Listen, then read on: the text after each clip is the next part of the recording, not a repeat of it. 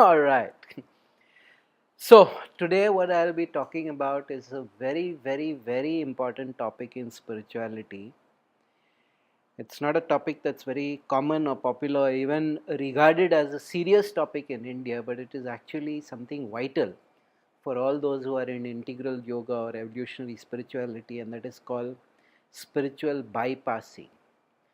Now, spiritual bypassing is a concept that was invented by 1984. A psychologist called John Wellwood was the first person who first framed the concept. And what it basically means is, if there is trouble in your psyche, trouble in your growth, you avoid that or you deny that by trying to jump to a higher level of consciousness. You bypass the trouble, yeah, you just sidestep. It's not even, that's why it's called a bypass. So you jump to spirit. That is what they call it. You jump to spirit and you jump prematurely. What is the problem with jumping prematurely to spirit? You become Baba Ramdev. Yeah. Yeah. He actually has no problem stating publicly that he can cure people of being gay. Now he has bypassed everything at all levels, it seems. Because the body started vibrating intensely with all the sadhana, and little bit Shakti also moved, and so all the other intellectual and emotional and psychological processings that need to be done, basic knowledge of human nature that needed to be done, has been lost. Bypassing is one of the hugest problems in people in sadhana, people doing any kind of spiritual process. Bypassing is one of the problems, and unfortunately it is actually seriously recommended in so many schools or in so many methods as an effective way. Now, sometimes when the pain is too great, the trauma is too great, bypassing is actually helpful. But if you really want to become authentic in your yoga, you really want to become authentic in your spirituality, you really want to be integral, if you bypass, then you have just created more trouble late. You become a problematic kind of person. You will, of course, grow rapidly, because a lot of energy that you would have spent in processing and dealing with your issues, you have now used that in developing psychologically or developing spirituality. So externally you look like you have progressed, except that you become a nuisance for those who are now relying on you, or those who are thinking that you have become very. So this notion of spiritual bypassing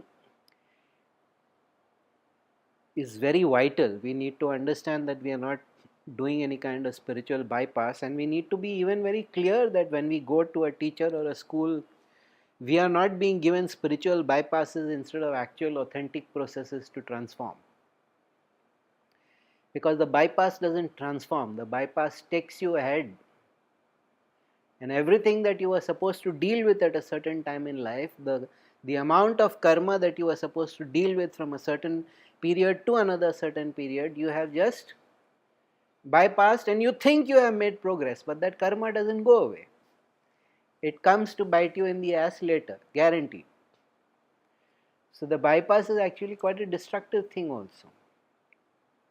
Now I am talking from a yogic perspective. The notion of the bypass in the Western literature is somewhat different, but for us everything is yoga, for me everything is yoga, so I will of course speak from the yogic perspective.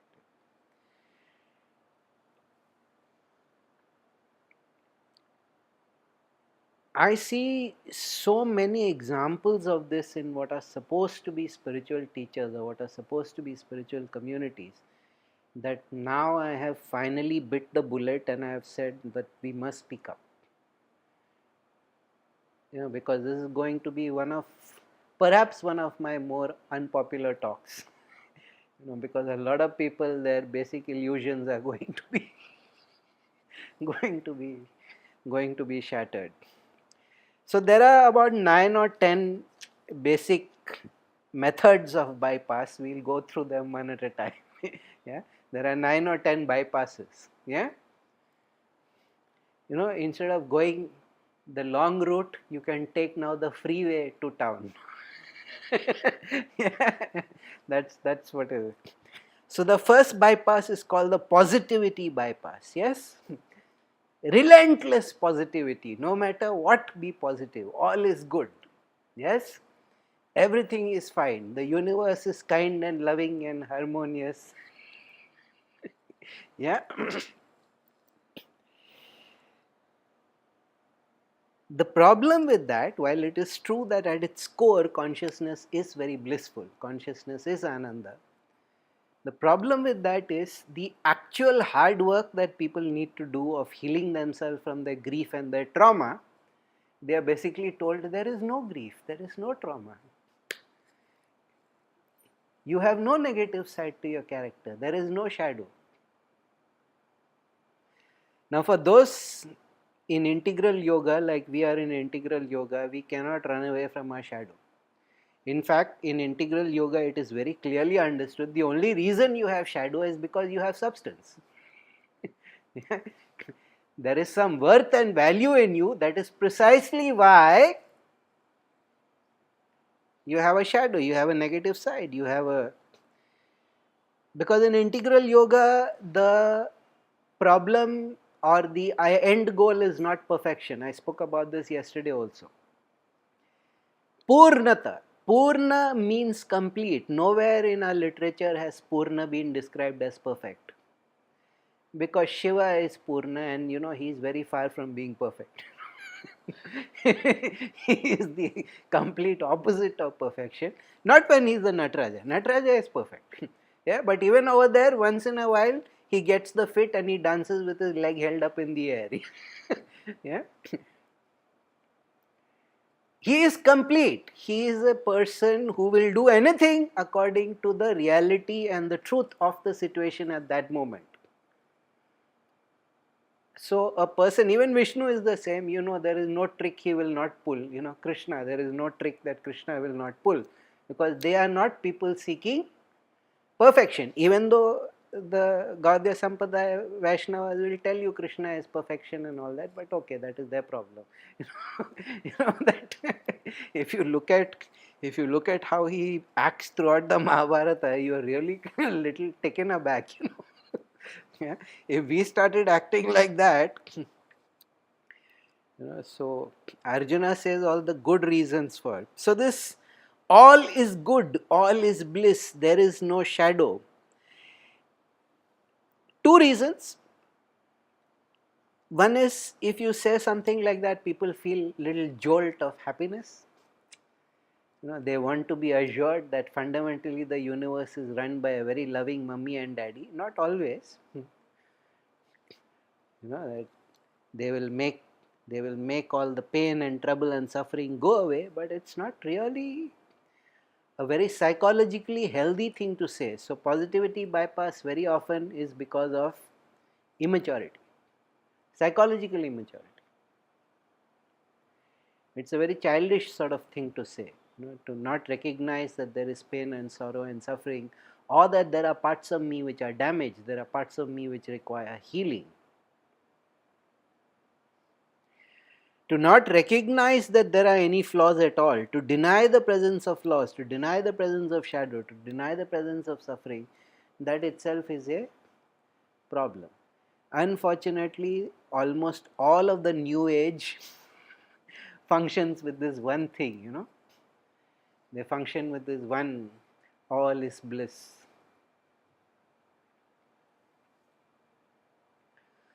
Since most of the new age was fueled by drug use, I understand why. Because when you're stoned out of your mind, naturally all is bliss.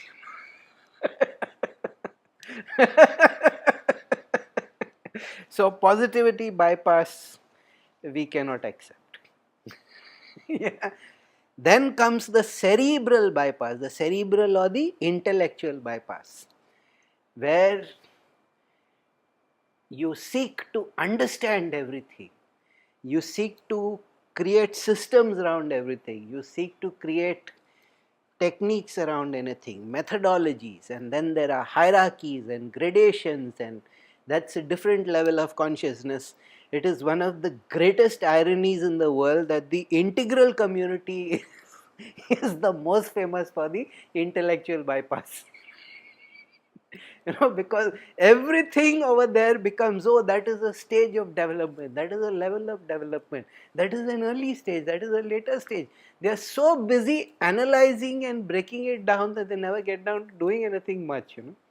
So it becomes purely head games.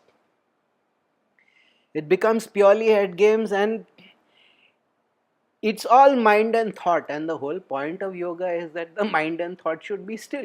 Yoga chitta vritti nirodha. So the minute you are in the intellectual bypass, you are gone out of yoga. No matter where, how interesting and wonderful, you have reached the place. And one of the ways in which people are doing intellectual bypass, we had an example, that lady who used to sit over there, never ending fountain of questions. There would always be questions. One question, then a second question, then a third question, then a question related to some book that she had read, or it would never stop. It would never stop. And it was not for any kind of learning or any kind of wisdom. It was just very obviously because she was so uncomfortable with her own skin that she just didn't want to deal with it. It was a classic example. It was a classic example, and I see that with a lot of people also. They keep writing to me and asking me questions, clarifications, and I answer and I answer and I answer. Then finally I say, okay, enough. Now you do some sadhana, because you're not doing any sadhana. That is the reason why these questions are coming up. If you were really working on yourself, you wouldn't need to ask me these questions. That kind of shocks them, because they were all told that curiosity is a good thing, that to learn to understand is a good thing. Yes, but it should not become a crutch. It should not become an end in itself. Are you actually vibrating intensely? Are you progressing psychologically? Are you progressing spiritually? They immediately want to know, what are the stages of progress? What are the symptoms of that progress? But in that book, that person said, or I saw this person say, that the minute you have these external sources of input, and the minute you have these mind games, okay, this person is not really serious about self transformation. This person is not really serious about Atma Vichara. Unfortunately, Atma Vichara has become one of the biggest problems with the bypass, but we'll come to that towards the end, because that's one of the really important boulders in the path.